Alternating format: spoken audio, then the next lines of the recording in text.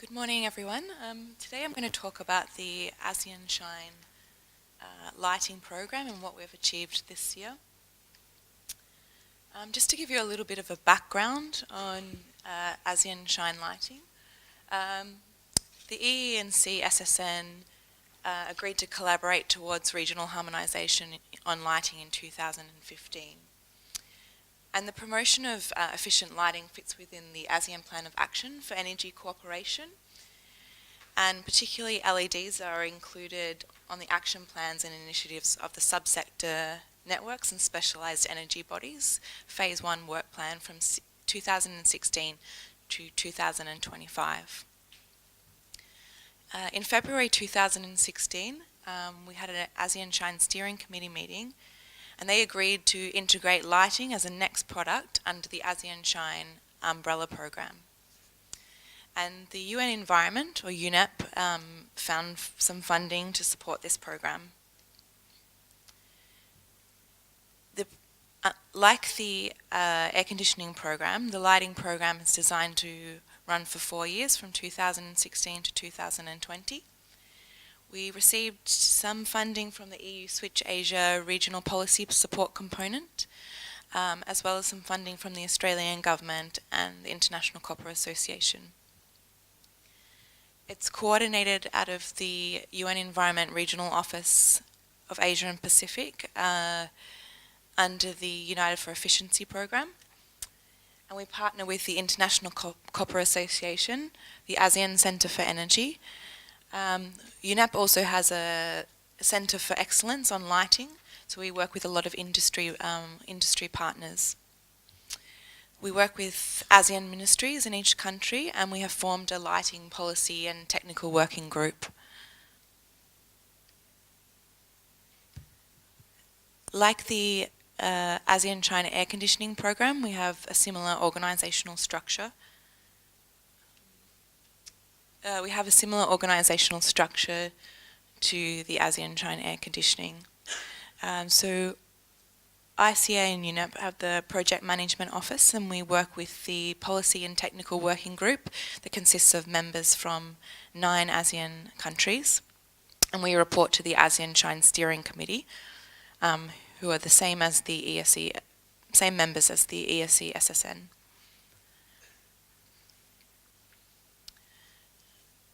The overall objective of ASEAN Shine Lighting is to promote high efficient lighting products in ASEAN through standards harmonisation.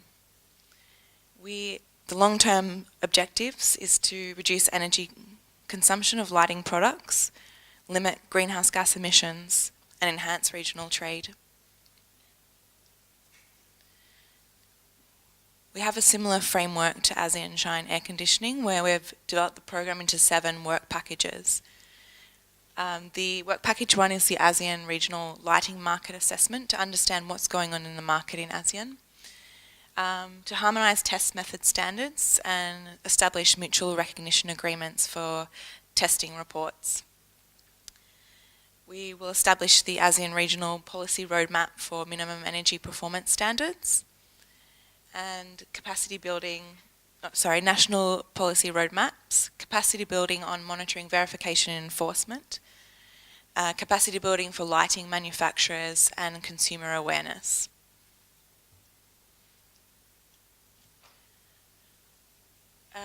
This year we're working on what we call Phase 1 of the program, which is deciding what technologies we would like to look at, defining the scope of what we will cover, and establishing a process for harmonisation. We had our first meeting in February this year, and shortly after that period we formed the Lighting Policy and Technical Working Group with ASEAN member countries. Thailand is currently the chair of that group, and Malaysia is the vice chair. We developed the terms of reference for the working group and the work program, which was agreed by the ESC SSN. We presented the results of initial market assessment, and we found that linear fluorescent lamps in most countries in ASEAN still contain a large market share, and the sales of these products are stable. But the countries that have minimum energy performance standards are quite varied, so there's quite a large amount of energy savings that could be gained by harmonising minimum energy performance standards for these products. LEDs is a priority under the ASEAN Plan of Action. So important to protect this market from this growing new technology. We had our second meeting of the lighting working group in July in Indonesia. We've been producing a number of reports. We've produced a report called the ASEAN Regional Lighting Policy Paper, which analyses current lighting policy in the region. We've developed a technology scoping paper, which explains why we are looking at linear fluorescent lamps and LED tubes. And it's an important policy paper for policymakers because it helps them explain to their ministers how to explain the decisions we're making under the working group. We also compared test methods and maps in the region. We've had a third working group, which was held in October in Bangkok, and where we discussed these papers further and collected more data from the ASEAN member states. We also started a sub-regional group for Cambodia, Laos and Myanmar who need some extra support. So we talked about how we can, through ASEAN Shine, support them more in implementing energy efficiency policies in general.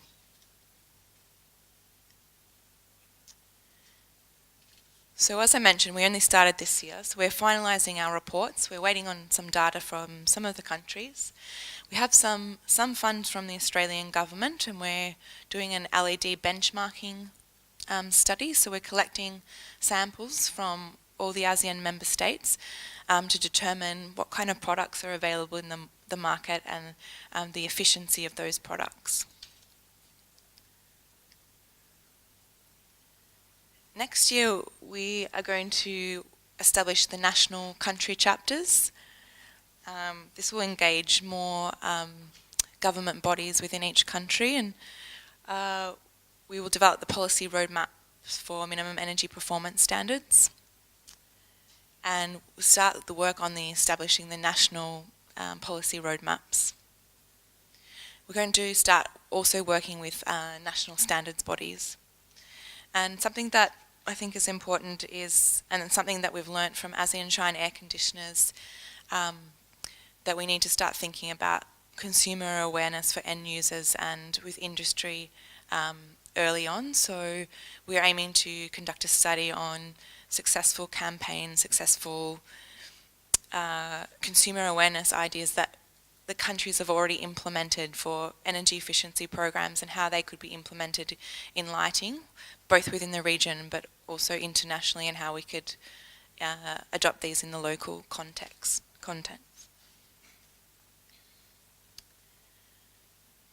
The funding for ASEAN Shine lighting from the EU Switch Regional Policy Support Component finishes this year. We're currently in the process of looking for further funding. We've applied to a German funding agency. We're still waiting to hear back whether we'll get funding from them. We have some funding from the Copper Association and through the United for Efficiency. So I think we can maintain our program, but we're looking for more funding to achieve more, I guess.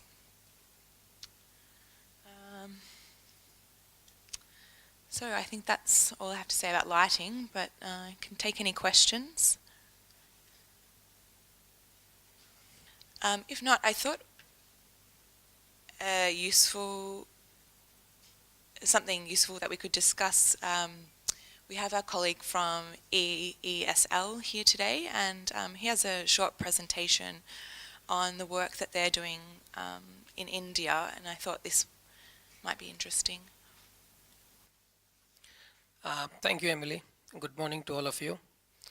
First of all, I would like to thank UNIP, Asian Shine, ICA for inviting us to this conference and allowing us to share our experiences of scaling of energy efficiency, especially in LED lamps sector.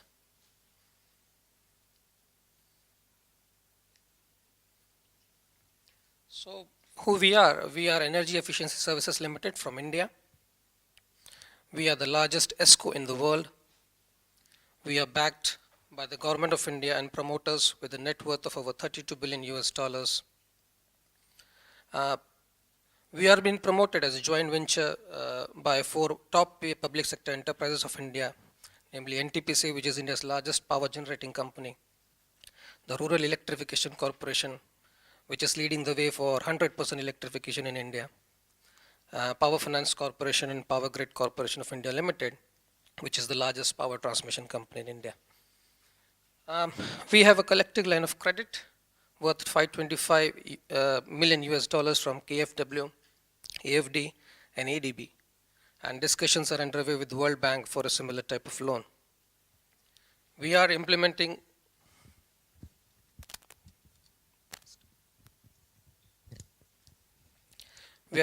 India's largest energy efficiency portfolio in the world, and we are one of the fastest growing company in India, 10-fold growth in a year.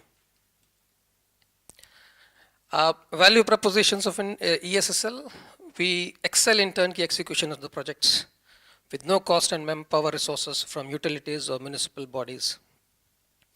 We have innovative models, pay-as-you-save model for payment from energy savings.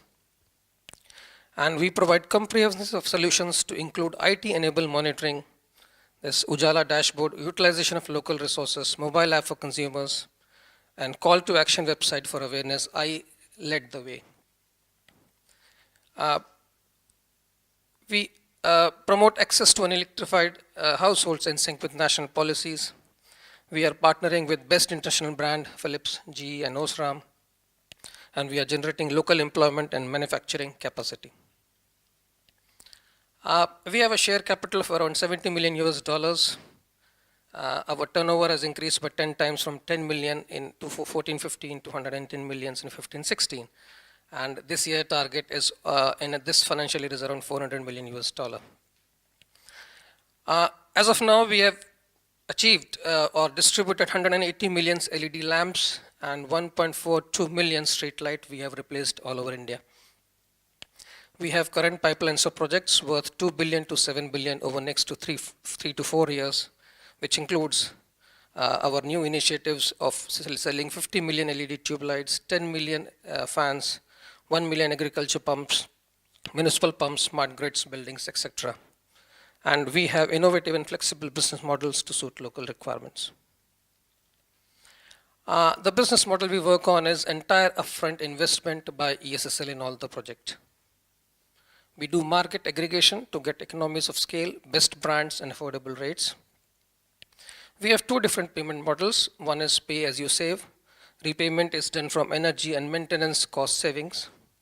And on-bill mode payment model, where consumers can pay upfront for LED lamps, fans, ACs, etc., or through EMIs in their electricity bills, which is spread over 1 to 2 years. We are working with ESCO models when we are dealing with institutions like buildings, agriculture, DISCOM, municipalities, and we are enhancing training and capacity buildings of the local staff.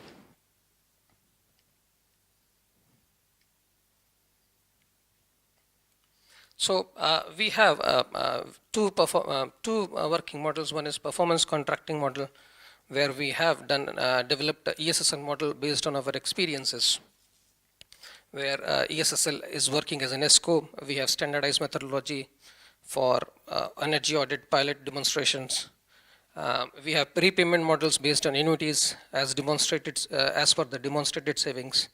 And this is the major important thing, monitoring and verification. We only work on deemed and demonstrative saving approach. And risks are low as payments is annuity based only. On the demand side management, we invest with no rebates from governments, which has no impact on tariffs.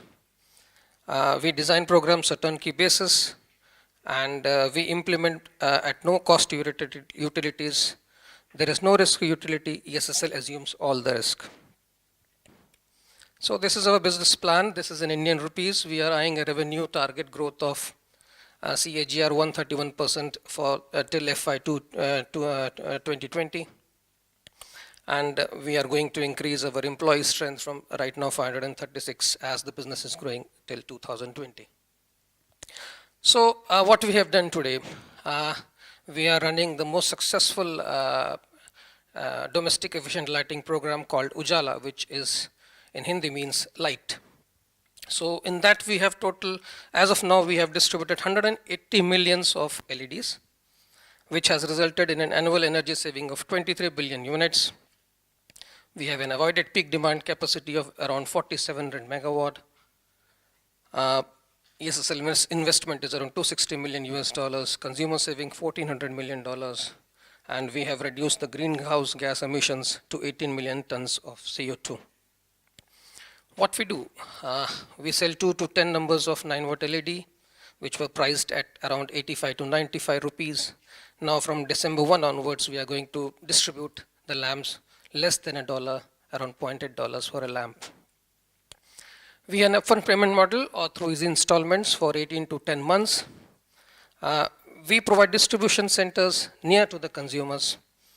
We do awareness about the benefits through PR and outdoor media. And we have a free replacement of the lamps for 3 years against any technical defects. So the USP is cost of LED, including distribution awareness cost, ESSL return on investment, all taxes is less than $1 at the moment. How we have done it? We have done it through market aggregations. Through this, the shares of LEDs in Indian lighting market has increased from less than 1 to 15% in a year. The retail prices due to this have reduced by 1/3 in a year. Bulk prices reduced by about 80% in 2 years. Average price, December 1. We have enhanced the capacity building in the LED manufacturing sector, and we have created new jobs around 25,000 in a year. We have a very innovative real-time monitoring dashboard, which provides all the information of the work, what we are doing. Each transaction is recorded to ensure transparency. Information about technical details of LEDs are also provided. Any local requirement could be added on, and we provide this on app, Android as well as iPhone. So this is a screenshot of Ujala dashboard that we have. It shows we have replaced till now 180 millions of LED. It is refreshes every 30 seconds. So at a glance, it shows energy saved per year, cost saving per year, avoided peak demand, and CO2 reduction per year. If anybody can click on any of the states, a window will pop up and it will show the distribution of that respective states with an information of the distribution centers we are running for this distribution of LED lamps, as well as the replacement centers. On this dashboard, we have also incorporated the technical details of LED, the quality systems we follow up, the independent verification from PwC, and our independent testing laboratories of India, to which we trust for the quality of the product. So what are the benefits this has created? This has created employments directly and indirectly, and encouraged Make in India campaign with the enhancing of domestic manufacturing increasing from 100,000 per month to 30 millions per month right now. So what are our targets and future growth? Being the most successful program, we are targeting 770 millions LED lamps by the end of March 2019, which will help us in reducing the installed capacity to around 20,000 megawatt as of now. And we'll be reducing the greenhouse gas emissions by 79 million tons of CO2.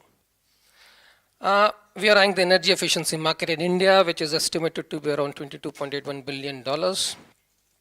In doing so, we have done the largest procurements for energy efficient LED tube lights and energy efficient fans to the tune of 1 million and 10 million respectively. The first procurement has resulted in a price drop of 40 to 60% less than the average retail price.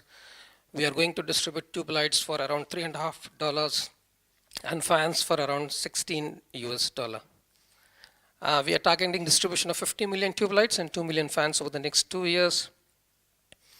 And the share of household appliances will increase from 19% to 44%, and air conditioning will also increase.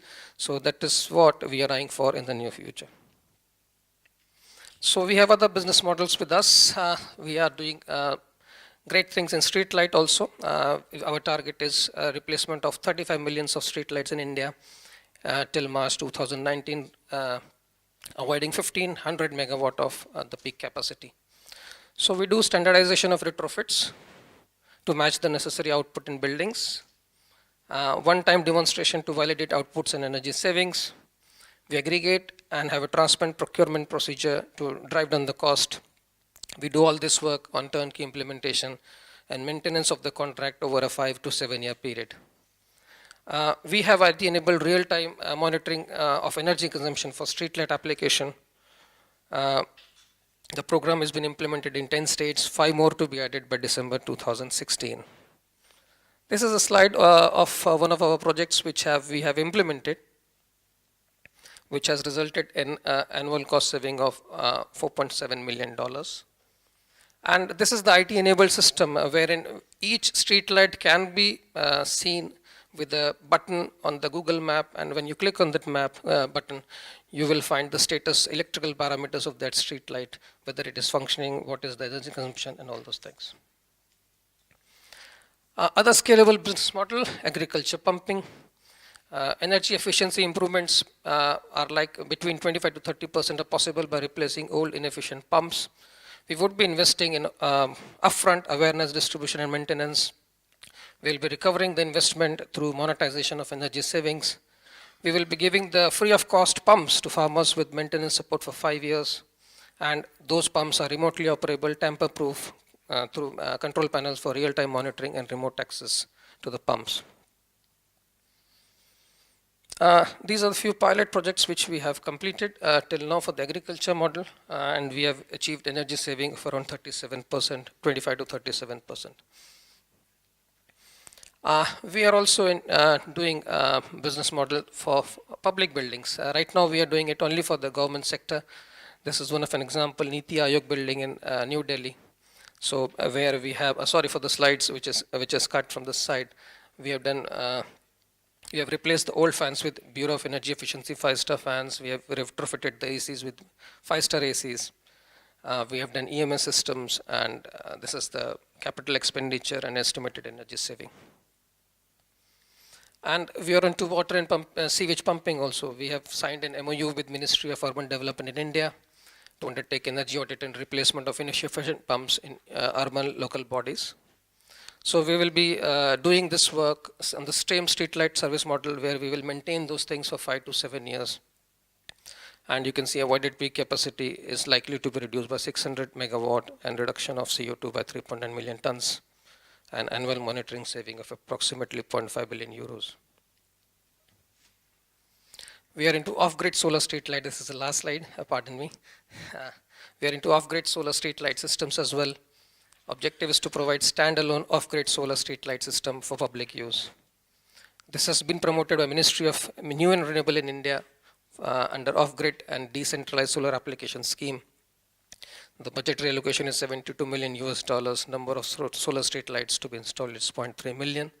Technical specifications: 7 watt LED, 40 watt peak solar module with 160 watt of lithium ferrophosphate battery.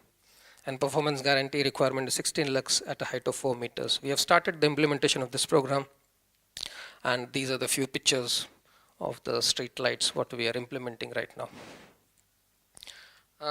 This is all. Yesterday we had a good conference as well, in which as we are moving, ESSL is trying to get foothold in the international market, especially in Southeast Asia. We are going to open our office shortly in Bangkok, in Bangladesh, Sri Lanka, as well as in UK. In UK, we will be most probably eyeing the acquisition of few companies which can help us in this smart grid metering things. So yesterday conference was, yes, it was a good awareness for us that something is like harmonization of standards is happening in Southeast Asia. So once everything is standardized, it will help us to develop a business model accordingly. So let us see if good practices from both ASEAN and India in near future can be mutually beneficial to both of us. Thank you for the time. Thank you. ASEAN Shine. Save energy, save the earth, save money. Use the AC Select application. ASEAN Shine. Save energy, save money. Use AC Select application.